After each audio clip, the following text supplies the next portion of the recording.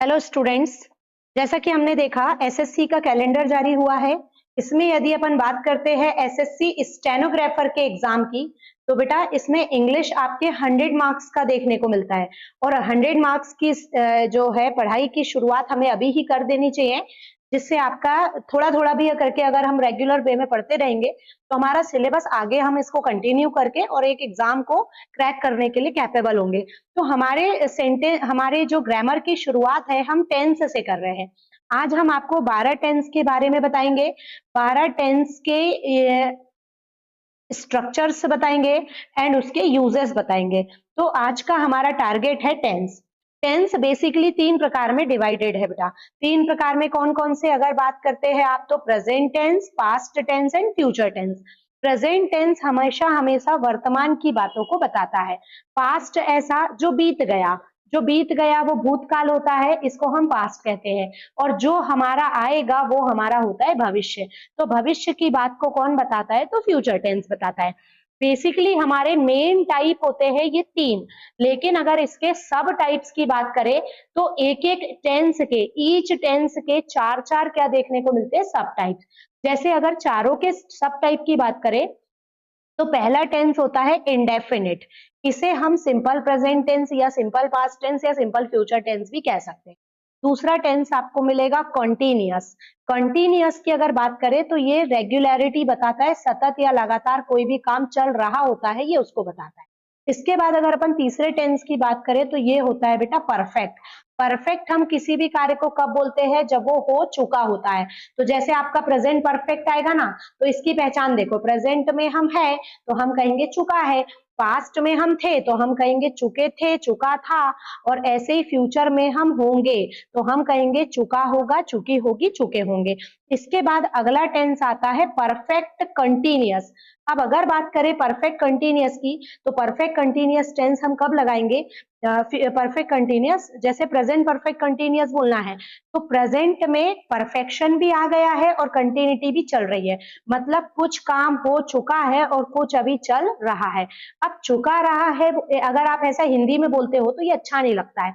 तो आपको यहाँ बताना है कि जिस भी कार्य की शुरुआत किसी ना किसी समय से हुई होगी तो उस समय से ऐसा कंटिन्यूअसली हो रहा है या उस समय से ऐसा हो रहा था। तो इस प्रकार हमको बेसिकली 3 टेंस पढ़ने हैं, लेकिन उन्हीं में उनके 4 क्या पढ़ने हैं बेटा, तो सब टाइप पढ़ना है। तो अब हम यहाँ से आगे बढ़ते हैं। सबसे पहले हम शुरुआत करेंगे अपने प्रेजेंट टेंस को। अगर आप प्रेजेंट टेंस की बात करते हैं तो सबसे पहला हमारा प्रेजेंट टेंस में हमारा सबसे पहला टेंस रहता है सिंपल प्रेजेंट टेंस। इस टेंस का दूसरा नाम होता है बेटा इंडेफिनिट टेंस, है ना। अब हमको सबसे पहला काम ना स्ट्रक्चर बनाते आना चाहिए।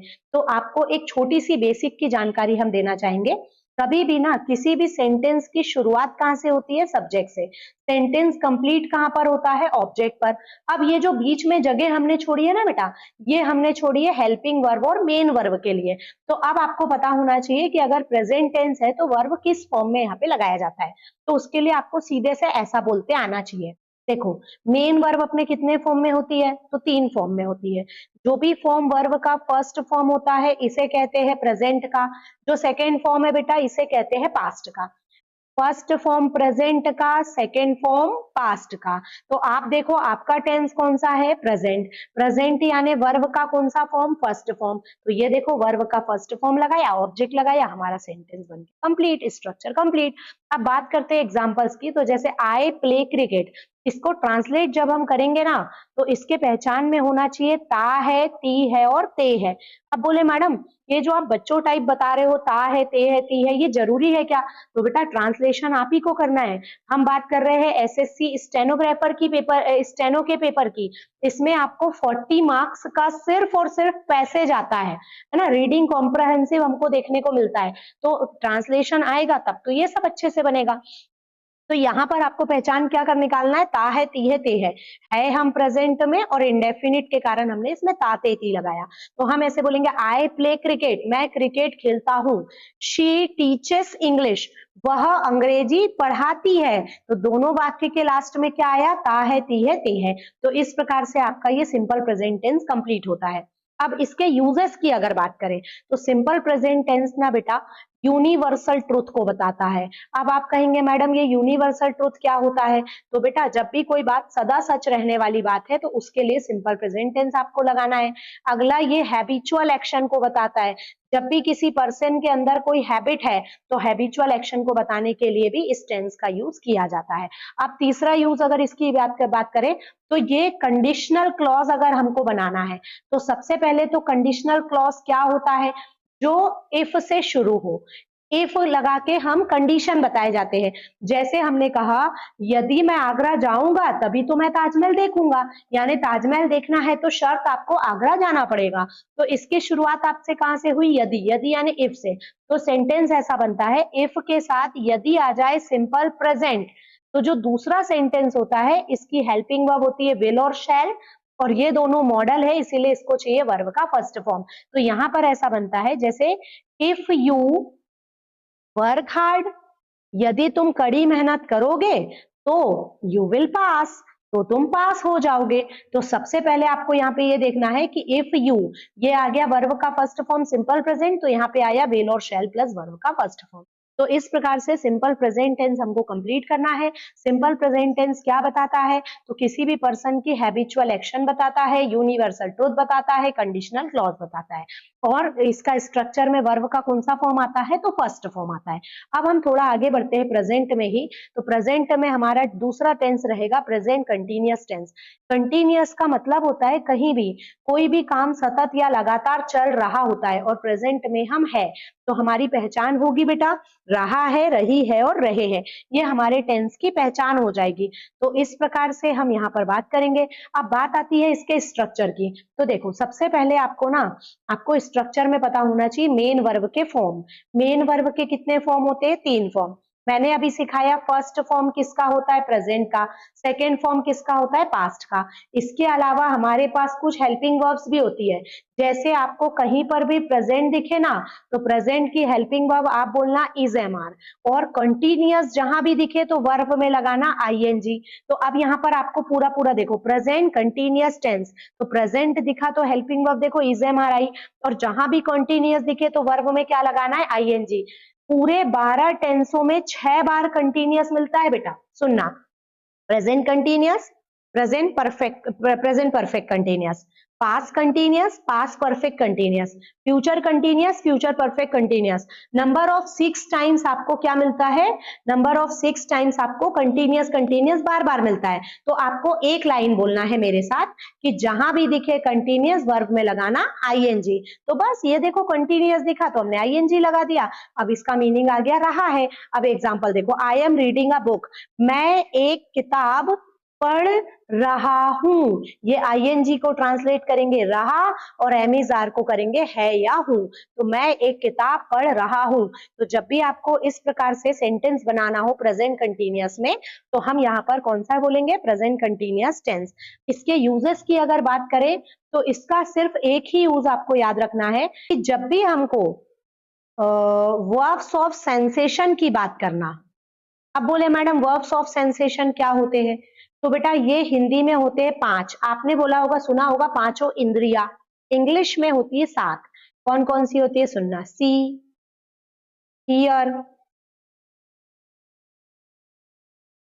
Here, taste, smell, feel, think और अंडरस्टैंड। ये सातों वर्ब का यूज कभी भी प्रेजेंट कंटिन्यूअस टेंस में आपको नहीं बनाना है। जैसे अगर आपने बोला कहीं पर भी आई एम सीइंग, मैं देख रही हूं, तो ये गलत हो जाएगा बेटा। आपको कहना है आई एम वॉचिंग, ये करेक्ट होगा। अब आप कहोगे मैडम आई एम वॉचिंग क्यों करेक्ट है? क्योंकि जब हम बोलते हैं ना मैं देख रही हूं, मतलब आप ये काम जानबूझकर करते हो। सी आने तो आपको सब कुछ दिख रहा है। तो कभी भी प्रेजेंट कंटिन्यूअस टेंस में वर्ब्स ऑफ सेंसेशन ये सातों क्रियाओं का यूज आपको नहीं करना है। ये इसका यूज है। अब हम आगे बढ़ते हैं, प्रेजेंट परफेक्ट की तरफ चलते हैं। चलो बहुत ध्यान से देखो, ये जो आपका तीसरा नंबर का टेंस है प्रेजेंट परफेक्ट टेंस।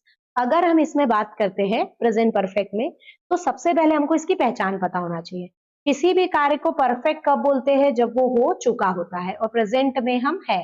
तो चुका है, चुकी है और चुके हैं, ये हमारे टेंस की पहचान होती है।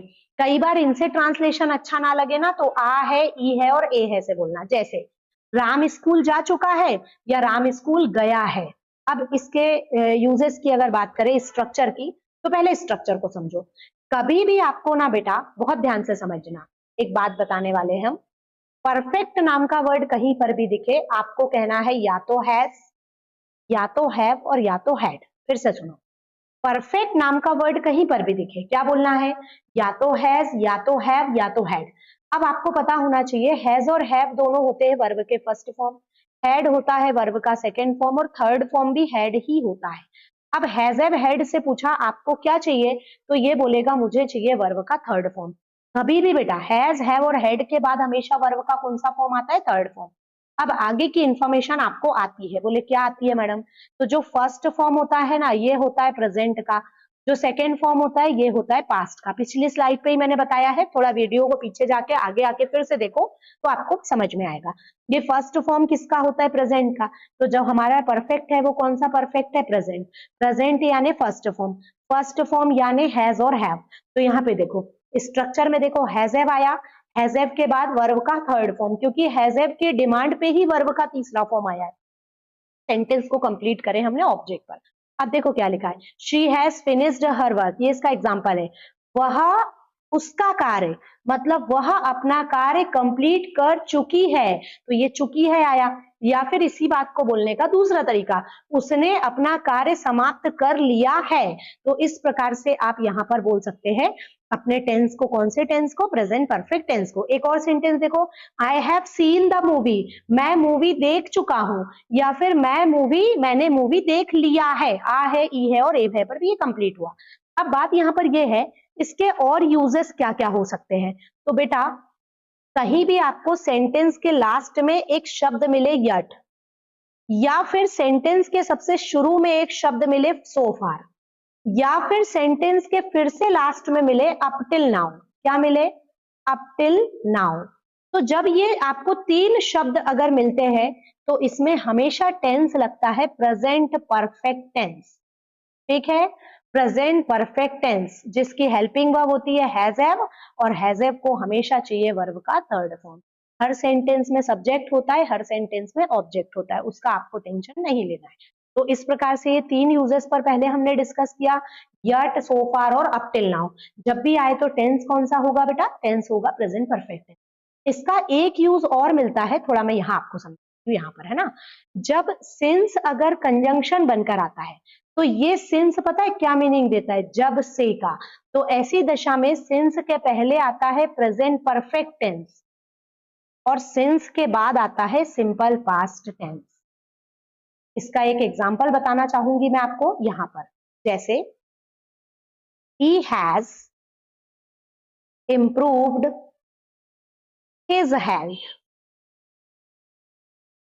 since he started taking medicines। क्या ट्रांसलेशन हुआ इसका, सिंस का मीनिंग मैंने क्या बोला था, जब से होगा, है ना। यहाँ ऊपर देखो सिंपल पास्ट टेंस यानी वर्ब का कौन सा फॉर्म, सेकंड फॉर्म, ये देखो स्टार्टेड सेकंड फॉर्म है। प्रेजेंट परफेक्ट पहले आना चाहिए सिंस के, ये देखो हैज हैव प्लस वर्ब तक पहले आया है। अब इसको ट्रांसलेट करेंगे, जब से उसने मेडिसिन लेना स्टार्ट किया है तब से उसने अपनी हेल्थ को इम्प्रूव कर लिया है। मैंने आपको कहा था इस टेंस में या तो आ है, आत है बोले, आ है, ई है, ए है बोलेंगे, या फिर चुका है, चुकी है, चुके हैं। तो ये आपका हो गया present perfect tense with uses. अब लास्ट हमारा आज का टेंस रहेगा present perfect continuous. Present perfect continuous में बेटा सबसे पहले परफेक्ट दिखा तो आपको पता होना चाहिए हैज हैव, है ना, क्योंकि हैज हैव जो है ये प्रेजेंट परफेक्ट की हेल्पिंग वर्ब है। अब हैज हैव को चाहिए वर्ब का थर्ड फॉर्म, तो यहाँ देखो ये बीन वर्ब का कौन सा फॉर्म है, थर्ड फॉर्म। और ये जो है आईएनजी लगा हुआ है किसके कारण पता है, कंटिन्यूअस के कारण। आप पिछले थोड़ा सा वीडियो को बैक करेंगे तो मैंने आपको लाइन सिखाई है कि जहां भी दिखे कंटिन्यूअस वर्ब में लगाओ आईएनजी। ये देखो ये कंटिन्यूअस दिखा, ये आईएनजी आ गया। अब दिक्कत ये है कि मैडम ये बीन कहाँ से आया, तो बीन के बारे में हम आपको बताते हैं। चलो यहाँ पर देखो, एक वर्ब होती है बी, सेकेंड फॉर्म होता है वॉज, थर्ड फॉर्म होता है बीन। इसको हम हमारे शब्दों में हम इसको कहेंगे हमारी फ्रेंड वर्ब है ये, है ना। क्यों फ्रेंड बोला? क्योंकि हैजैव को जरूरत पड़ी वर्ब के तीसरे फॉर्म की, तो ये गया अपने फ्रेंड के पास, बोला भैया तुम्हारे पास 3 फॉर्म है, मेरे को तीसरे फॉर्म की आवश्यकता है तो मुझे दे दो। तो इसने ये तीसरा फॉर्म उठाया फ्रेंड ने, और फ्रेंड यहाँ आके बैठ गया, तो इसका नाम क्या रख दिया हमने? Friend verb. तो हैजैव हमारी क्या हो गई? Helping verb. बीन हमारी क्या हो गई? Friend verb. और आईएनजी हमारी क्या हो गई? Main verb. तो यहाँ पर मेन वर्ब में क्या लगेगा? आईएनजी। इसके बाद ऑब्जेक्ट लगाते हैं, और फिर इस टेंस में एक चीज अलग से लगती है और वो होती है सिंस और फॉर। सिंस और फॉर कब लगाया जाता है थोड़ा समझना, यहाँ पर समझाती हूँ। जब बेटा आपका जो भी समय आप बता रहे हो वो पॉइंट ऑफ टाइम है, तो आपको सिंस लगाना है, और जब आप जो बता रहे हो वो पीरियड ऑफ टाइम है तो आपको फॉर लगाना है। अब बात कैसे समझेंगे कि मैडम पॉइंट ऑफ टाइम है या पीरियड ऑफ टाइम है? तो सेंटेंस देखिए, I have been studying for 2 hours, मैं 2 घंटे से पढ़ाई कर रहा हूं। पहले तो पहचान देखो क्या आई है? रहा, आईएनजी आया तो रहा, और हैजैव है तो है। तो मैं 2 घंटे से पढ़ाई कर रहा हूं, तो आपके 2 घंटे शुरू कब हुए बताओ? नहीं पता? तो नहीं पता तो हम यहाँ पे बोलेंगे पीरियड ऑफ टाइम, फॉर लगेगा। क्यों नहीं पता? क्योंकि 2 घंटे कितने बजकर कितने मिनट से स्टार्ट हुए ये अभी हमें पता नहीं है। अगर ये हमें पता चल जाए तो हम यहाँ पे पॉइंट ऑफ टाइम कहने लगेंगे, तो फिर वहां पे सिंस आएगा, फॉर नहीं आएगा। जैसे अगर वहीं पर ये कहता कि मैं 2 बजे से पढ़ाई कर रहा हूं, तो हम ऐसा कहते, I have been studying. Study आने होता है पढ़ाई करना, कितने समय से भैया? तो 2 बजे से। तो फिर हम बोलते सिंस 2 o'clock, क्योंकि 2 कब बजे ये हमें पता है। तो जब हमें पता है तो हम उसके लिए क्या बोलेंगे? जो समय हमें पता है तो उसके लिए हम कहेंगे पॉइंट ऑफ टाइम, नहीं पता होता तो पीरियड ऑफ टाइम। तो यहाँ पे हम कहेंगे सिंस 2 o'clock, है ना। अगर समय पता है तो, नहीं पता है तो पीरियड ऑफ टाइम कहिए फॉर। तो सिंस और फॉर की पहचान आपको ऐसे करना है, और इस प्रकार से हमारे आज हमने आपका प्रेजेंट टेंस को कंप्लीट किया विथ यूजेस। इसके यूजेस नहीं है, ना ही इसका पेसिव वॉइस भी बनता है। अगर आप स्टेनोग्राफर के स्टूडेंट्स है तो बेटा आपको 10 नंबर का पेसिव वॉइस आएगा और 10 क्वेश्चन नरेशन के आएंगे, तो 20 नंबर का आगे हमको सीधे सीधे पढ़ाई करना है। पर वॉइस और नरेशन तभी पॉसिबल है जब आपके टेंस क्लियर होंगे। तो टेंस को अच्छे से पढ़ो ताकि आपका वॉइस अच्छे से क्लियर हो, नरेशन अच्छे से क्लियर हो। और आगे की सीरीज में मैं मिलूंगी अभी और टेंसों के साथ। अगले क्लास में आपका पास्ट टेंस होगा, उसके बाद आपका फ्यूचर टेंस होगा। तो रेगुलर वीडियोस में बने रहिए। और यदि आप हमारा फुल कोर्स ज्वाइन करना चाहते हो तो आप इसके लिए हमें ये नंबर पे कॉल कीजिए 7610700159। हम आपको सारे बैचेस की इंफॉर्मेशन प्रोवाइड करेंगे, और साथ में हम आपको रिकॉर्डेड क्लासेस की भी इंफॉर्मेशन प्रोवाइड करेंगे। रिकॉर्डेड क्लासेस हमारे यहाँ सिर्फ 499 रुपीज में अवेलेबल है। ठीक है बेटा, चलिए अगले क्लास में फिर मिलते हैं। आज के लिए इतना ही।